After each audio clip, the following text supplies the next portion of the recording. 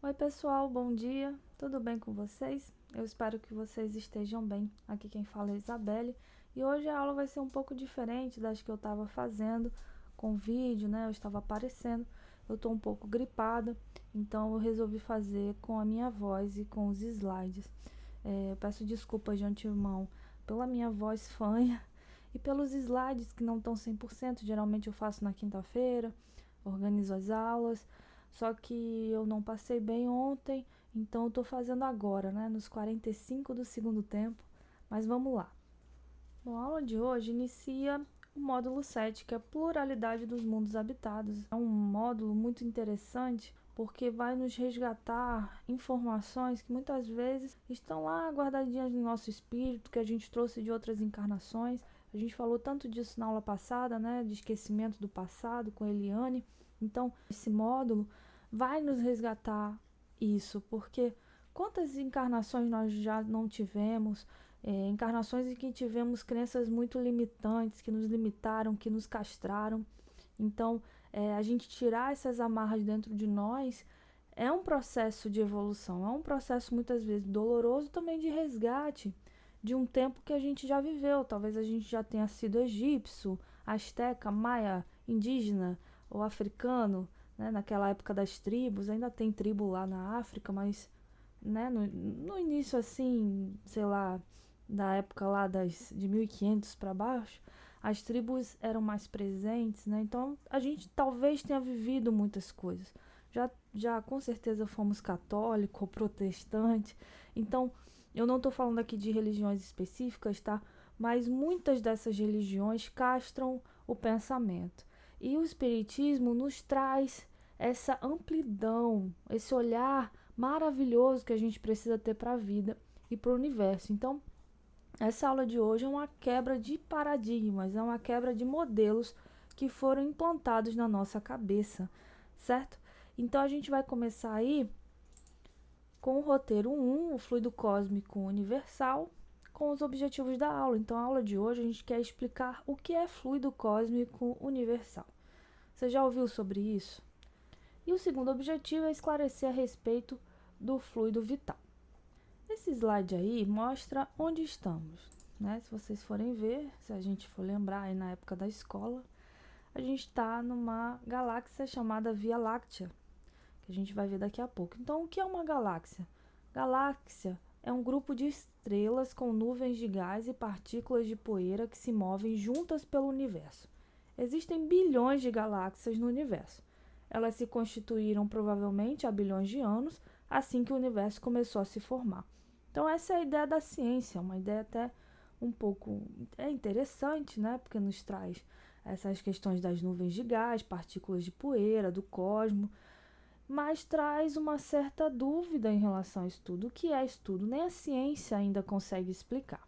Aí do lado eu coloquei uma imagem da galáxia do Roda-Moinho, essa imagem maior aí, essa galáxia maior. E à direita, uma galáxia um pouco menor, para vocês verem a complexidade que é isso, o tamanho que é isso, né? Dentro de uma estrutura aí. E essas duas galáxias não são as nossas, e elas são gigantes, né?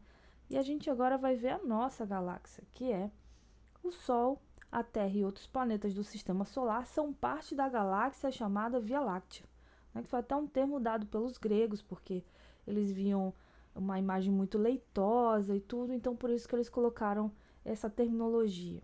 A maioria das galáxias movem-se pelo universo como parte de aglomerados ou grupos de galáxias. A Via Láctea fica num dos extremos de um aglomerado que inclui cerca de 40 galáxias. A maior galáxia do grupo é de Andrômeda. Então aí embaixo tem um mosaico da Via Láctea, né, em luz visível, onde se notam as regiões mais brilhantes e a faixa de poeira. Se a gente não tivesse essa energia toda que nós temos, né, na Terra, eu acho que a gente conseguiria ver no céu essa estrutura muito mais visível, né, mais bem elaborada. Mas por enquanto a gente tem essas fotos, porque deve ser uma beleza, né, ver isso assim a olho nu. Bom, onde estamos na nossa galáxia? Olha a nossa galáxia aí, né? O nosso sisteminha solar tá aí dentro, então é muito complexo, né? Então, como é que se entende o universo dentro do espiritismo? Então, o espiritismo ele vai dizer que vai compreender, na verdade, que a infinidade de mundos que vemos e não vemos, todos os seres animados e inanimados, todos os astros que se movem no espaço e os fluidos que preenchem é o universo. Então, tem muita coisa desconhecida. A gente não tem como ver, como sentir, como saber. A gente ainda não tem equipamentos preparados para isso. E o espiritismo ele consegue trazer não só na codificação, mas também informações através da mediunidade, que é essencial para que a gente saiba como esse universo funciona, ainda cheio de mistérios, né? Como a gente viu. A própria ciência ainda tem esses mistérios por detrás, tem muitas hipóteses, e o espiritismo trouxe isso como algo natural que ocorresse, porque a gente ainda está num processo inicial, né? A gente ainda está num segundo estágio de provas e expiações, então a gente tem muita coisa ainda para aprender. O homem está sempre se interrogando sobre o princípio das coisas. Deus, porém, não permite que tudo lhe seja revelado aqui na Terra até que se atinja adequado nível de compreensão das realidades cósmicas. Então vai demorar um pouco. Muitos são os mistérios que, para serem desvendados, requerem a depuração. Né? O que é a depuração do espírito? É a purificação moral. Então, para a gente poder entender, a gente precisa depurar o nosso espírito. Então, esse processo é lento, esse processo é aos poucos, por isso que muitas das respostas nós ainda não temos. Bom, próximo slide a gente vê aí os elementos gerais do universo que são trazidos pelo espiritismo. Então, Deus aí tá como o principal, né, como início. E aí tem o espírito, o fluido universal e a matéria. Deus é um assunto que a gente já estudou, né? Inclusive a aula foi minha, eu mandei aqueles slides e tudo, que diz aí, ó, na primeira questão do livro dos Espíritos, que Deus é a inteligência suprema, a causa primária de todas as coisas. Então, tudo parte dele, tudo, a gente já entendeu isso.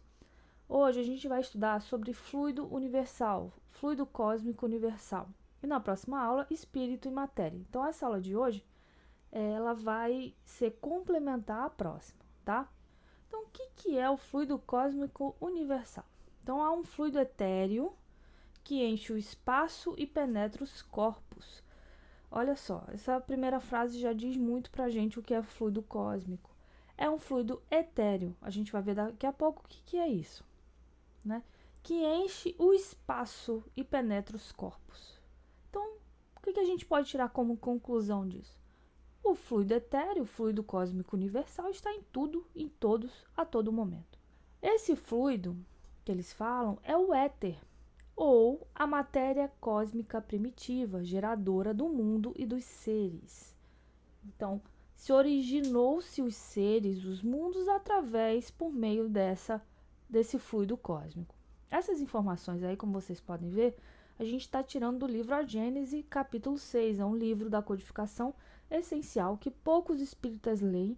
É um livro difícil, mas se a gente for pegando aos poucos, a gente for lendo, um dia de cada vez, a gente lê um pouco, lê depois e vai juntando o conhecimento e vai ampliando. Então, dando continuidade no item 10, a gente vai ver aí. Ao éter são inerentes as forças que presidiram às metamorfoses da matéria, as leis imutáveis e necessárias que regem o mundo. Essas múltiplas formas, indefinidamente variadas segundo as combinações da matéria, localizadas segundo as massas, diversificadas em seus modos de ação, segundo as circunstâncias e os meios, são conhecidas na Terra sob os nomes de gravidade, coesão, afinidade, atração, magnetismo, eletricidade ativa. Então, assim, esses termos pouco importa. O que importa aí é que a gente entenda que há múltiplas formas, que esse fluido, ele se movimenta, ele se altera, ele altera outras coisas, então ele altera a matéria, então ele trabalha o tempo todo. Os movimentos vibratórios do agente são conhecidos sob os nomes de som, calor, luz, etc. Em outros mundos, as formas se apresentam sobre outros aspectos, revelam outros caracteres desconhecidos na Terra e na imensa amplidão dos céus. Forças em número indefinido se têm desenvolvido numa escala inimaginável, cuja grandeza tão incapazes somos de avaliar. Como é o crustáceo no fundo do oceano para apreender a universalidade dos fenômenos terrestres.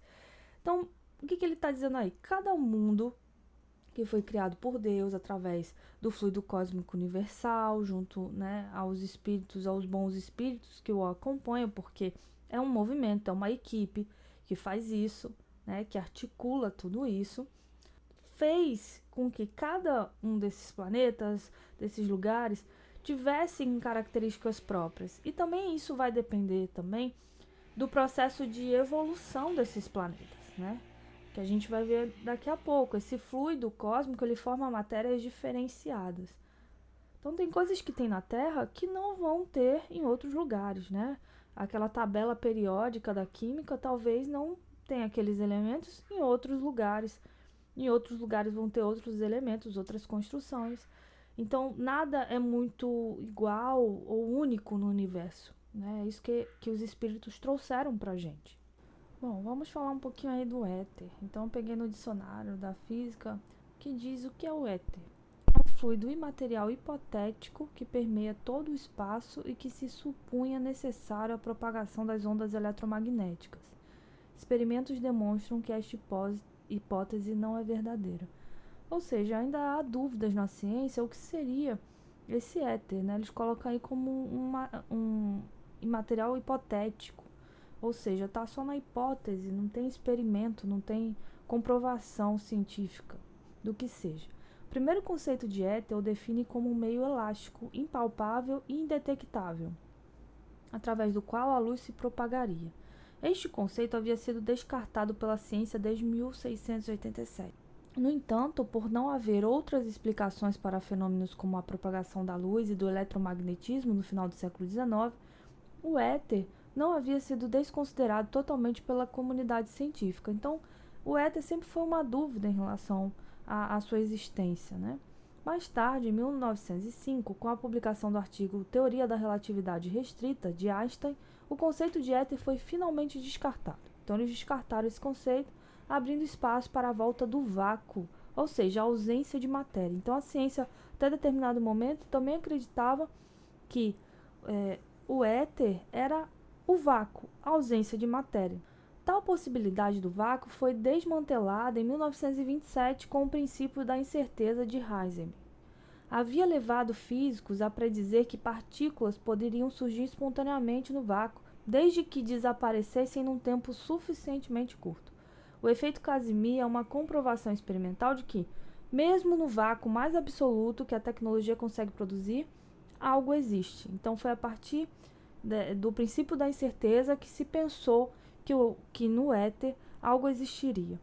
Hoje em dia, a maioria dos físicos vê o vácuo como um lugar extremamente ativo, com diversos tipos de partículas surgindo e desaparecendo.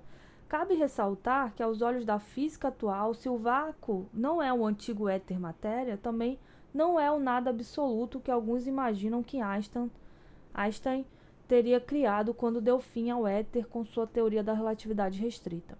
Ou seja, para concluir isso tudo, para a ciência atual, alguma coisa existe. Aí vem o espiritismo, né? O que o espiritismo nos diz? O espiritismo vai nos dizer, na questão 36 do Livro dos Espíritos, de 1954, o seguinte: o vácuo absoluto existe em alguma parte no espaço universal? Então, a Kardec queria saber, o vácuo, ele realmente existe? E os espíritos respondem, não. Não há o vácuo. O que te parece vazio está ocupado por matéria que te escapa aos sentidos e aos instrumentos.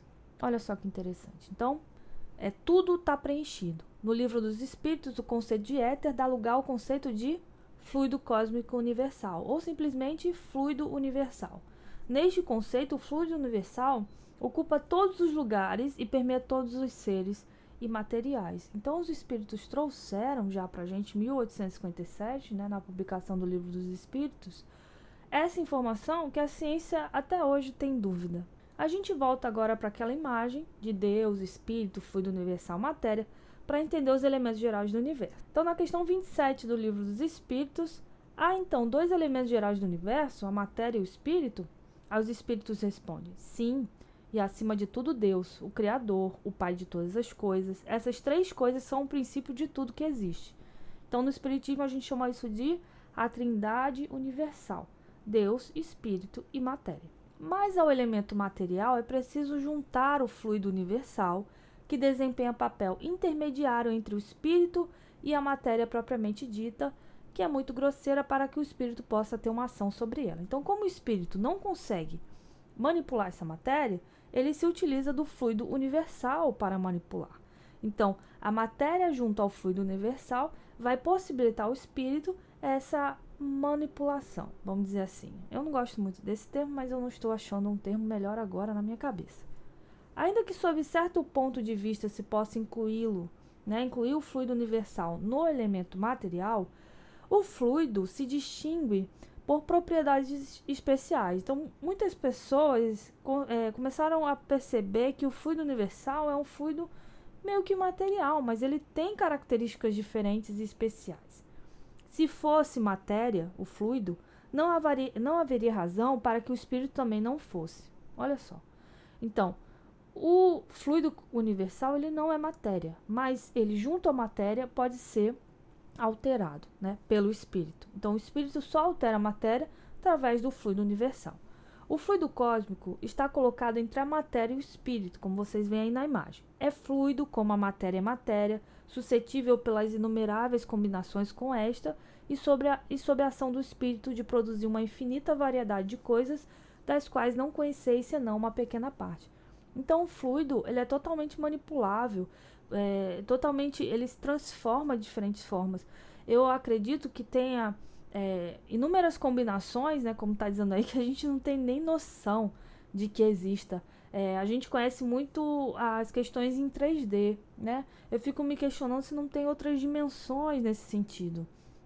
Eu acredito que a 3D ela exista na dimensão 4D, na dimensão 5D, mas eu fico pensando como deve ser na 5D, na quinta dimensão, essas formas, esses corpos. Será que tem alguma coisa diferente do que a gente conhece aqui na 3D? Não sei. Esse fluido universal, ou primitivo, ou elementar, sendo agente que o espírito utiliza, é o princípio sem o qual a matéria estaria em perpétuo estado de divisão e jamais adquiriria as propriedades que a gravidade lhe dá. Então, resumidamente, a gente pode tirar essas duas conclusões aí. A primeira é que, ao elemento material, se tem que juntar o fluido universal, que desempenha o papel de intermediário entre o espírito e a matéria propriamente dita, por demais grosseira para que o espírito possa exercer a ação sobre ela. Então, o fluido universal tem um papel importante entre a matéria e o espírito. Lembrando que matéria e espírito a gente vai estudar na próxima aula. Embora seja lícito classificar o fluido cósmico universal como elemento material, ele se distingue deste por propriedades especiais. O fluido universal está colocado entre o espírito e a matéria. Tá? A gente precisa entender essas duas coisas. Então, mais um resumo. Há um fluido etéreo, como a gente viu o éter, que a ciência entende muitas vezes como o nada e às vezes como o tudo, mas para o espiritismo o vácuo não existe. Então, há um fluido etéreo que enche o espaço e penetra os corpos. Esse fluido é o éter, ou matéria cósmica primitiva, geradora do mundo e dos seres. Ponto final, é isso que é o universo, é essa construção, essas entrelinhas que a gente muitas vezes não vê porque a gente não tem capacidade de ver mesmo. O fluido cósmico universal apresenta-se no universo sobre dois estados distintos. Então, vamos ver esses dois estados distintos. Primeiro, a eterização ou a imponderabilidade, considerado o estado normal primitivo comum no plano espiritual.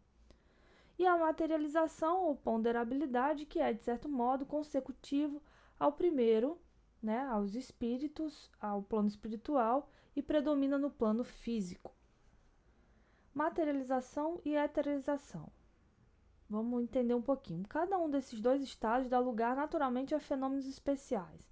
O primeiro, da materialização, pertence ao mundo visível, chamados fenômenos materiais, e são da alçada da ciência, porque a ciência ela precisa comprovar, ela precisa, a partir das hipóteses dos experimentos, ter materialização daquela ideia. A ciência não comprova nada sem experimentos, sem enxergar, vamos dizer assim. Já a eterização pertence ao mundo invisível, qualificados de fenômenos espirituais ou psíquicos, se ligam de modo especial à existência dos espíritos, cabem nas atribuições do espiritismo. O espiritismo, então, ele vai entrar nesse processo da eterização, nesse entendimento, E a materialização também, mas faz mais parte da alçada da ciência. Então, o que é a eterização? O estado de eterização, o fluido cósmico, não é uniforme, né? Ele não é igualzinho, ele não é bonitinho, ele não é linear. Sem deixar de ser etéreo, sofre modificações tão variadas em gênero e mais numerosas, talvez, do que no estado da matéria tangível. Olha que interessante. Então, esse fluido cósmico no estado de eterização, ele sofre mais modificações do que no estado de matéria. Essas modificações constituem fluidos distintos, né, diferentes, que, embora procedentes do mesmo princípio, são dotados de propriedades especiais e dão lugar aos fenômenos peculiares ao mundo invisível. Dentro da relatividade de tudo, esses fluidos têm para os espíritos, que também são fluídicos, uma aparência tão material quanto a dos objetos tangíveis para os encarnados. Tais fluidos são para os espíritos o que são para nós as substâncias do mundo terrestre. Elaboram e combinam estes fluidos para produzirem determinados efeitos, como os homens com seus materiais, ainda que por processos diferentes. Então, mais uma vez, trazendo aí a informação de que, para esses espíritos, muitas vezes, o fluido cósmico ele acaba sendo até material para eles, né? Mas para a gente é tão etéreo, tão nada, vamos dizer assim, que pra gente é como se fosse um vácuo, é como se não existisse, é como se a gente olhasse aqui, olhasse para frente, a gente não visse nada, e é realmente isso, mas para eles é muito, para eles é uma construção. Bom, essa imagem que eu coloquei é dos peixes, então somos nós, vamos nos identificar agora com esses peixes. Esses peixes vivem dentro de um aquário, tem uma plantação aí, tem, né, uma aguinha e tal, só que eles estão inseridos nesse ambiente. E vocês acham realmente que eles sabem o que acontece fora desse aquário? Com certeza não, né? Eles não sabem, não têm ideia. É mais ou menos a gente, né? A gente vive dentro de um planeta, de um país, de uma cidade, de um estado, de um bairro, de uma casa e dentro dos nossos corpos. Então, olha como somos limitados para enxergar tudo isso que tem lá fora. A gente não consegue ter esse acesso, né? O espírito André Luiz, no livro Evolução em Dois Mundos, que é uma psicografia de Chico Xavier, vai explicar muito bem o fluido cósmico e vai explicar essa imagem, né, de uma forma muito sábia. Então ele diz o seguinte, que o fluido cósmico é o plasma divino. Olha que lindo. Hausto do Criador ou força nervosa do todo sábio. Nesse elemento primordial vibram e vivem constelações e sóis, mundo e seres, como peixes no oceano. Então eu coloquei essa frase aí para a gente entender que ainda não conhecemos senão as fronteiras do mundo invisível. No futuro conheceremos novas leis que nos permitirão compreender o que se nos conserva em mistério.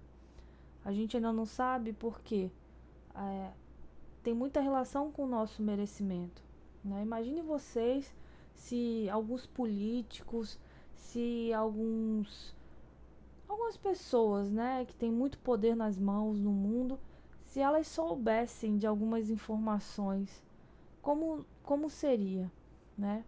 Seria usada para o bem essas informações ou para o mal? Então, nem tudo a gente ainda sabe porque não houve a depuração espiritual, a gente não evoluiu ainda moralmente como deveríamos. Então, tudo é um passo.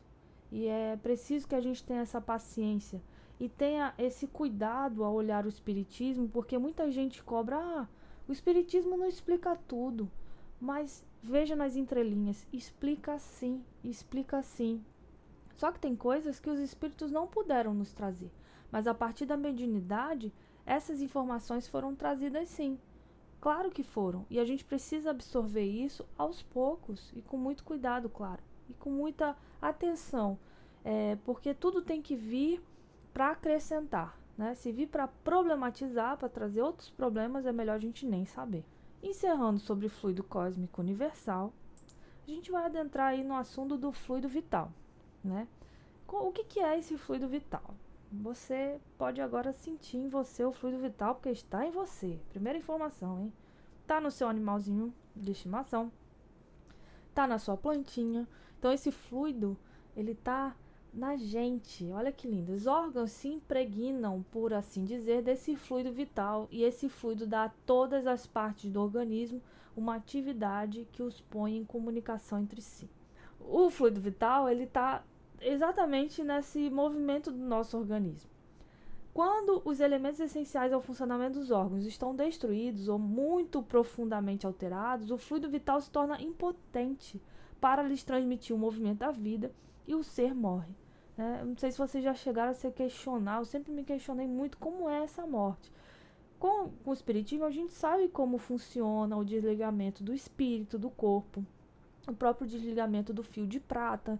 Então, se não for um acidente ou um suicídio, esse desligamento muitas vezes ele é aos poucos, mas do nada aquele corpo para de funcionar. Isso para mim é incrível. Como é que essa máquina, né, que somos nós, ela para de funcionar. E isso tem muita relação com o fluido vital, que não consegue mais fazer com que esse corpo, esses órgãos, eles se comuniquem, eles funcionem. Então, o fluido vital, gente, é essencial pra gente. É como água, é como o nosso ar, é como comer, sabe? O fluido vital, ele é básico para todos nós. A vida é um efeito devido à ação de um agente princípio vital sobre a matéria. Então, olha que legal. Esse agente, sem a matéria, não é a vida. Do mesmo modo que a matéria não pode viver sem esse agente. Então, o fluido vital é fundamental para a matéria, né? Assim como a matéria é fundamental para o fluido vital.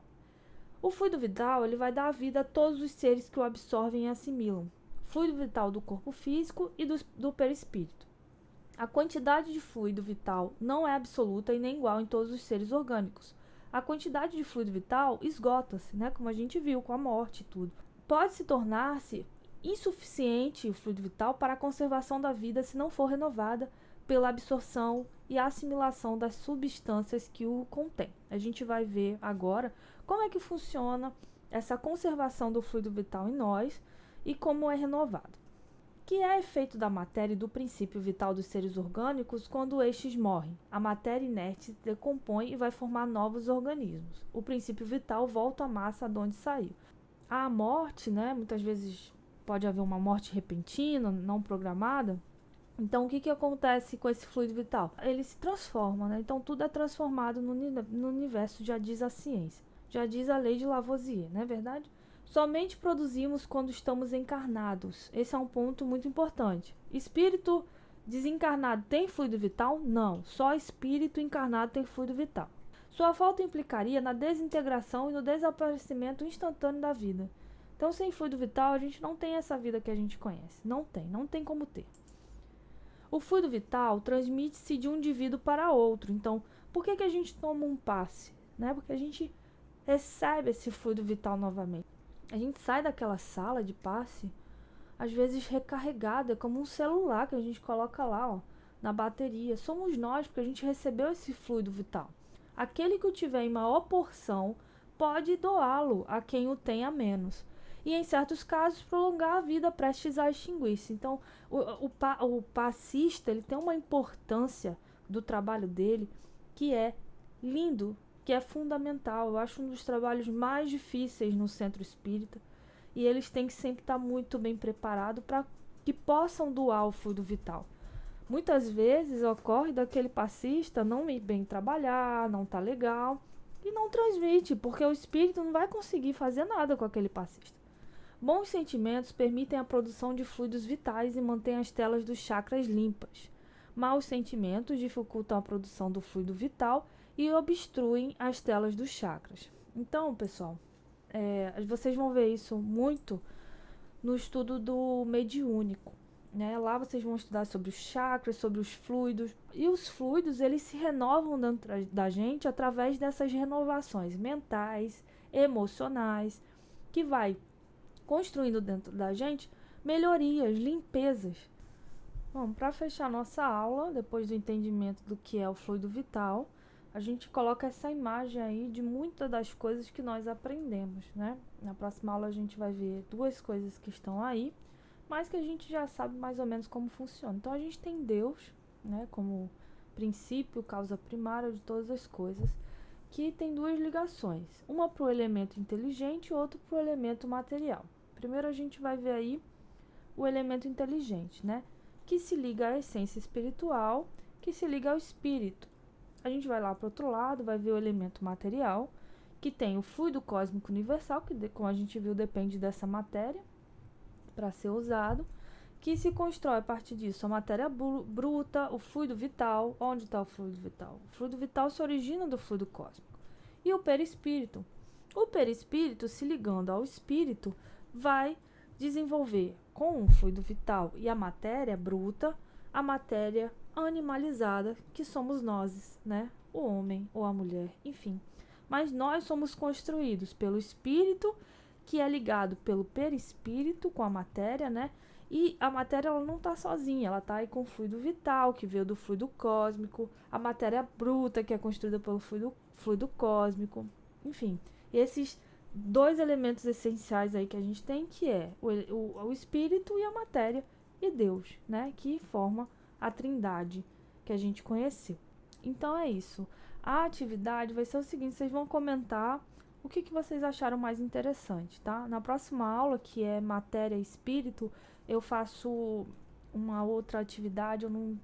Como eu disse a vocês, eu fiquei doente, então não tive muito tempo para preparar, né, a atividade. Mas próxima aula eu espero que eu esteja melhor e consiga preparar uma atividade bacana para vocês, tá? Mas coloquem lá nos comentários o que vocês acharam desse assunto, ou as dúvidas de vocês também, que Eneide e Eliane com certeza vão responder com todo carinho, porque elas são maravilhosas. E se eu souber, eu respondo, pesquiso, tá? Mas é isso. Um grande abraço e até a próxima aula. Se cuidem!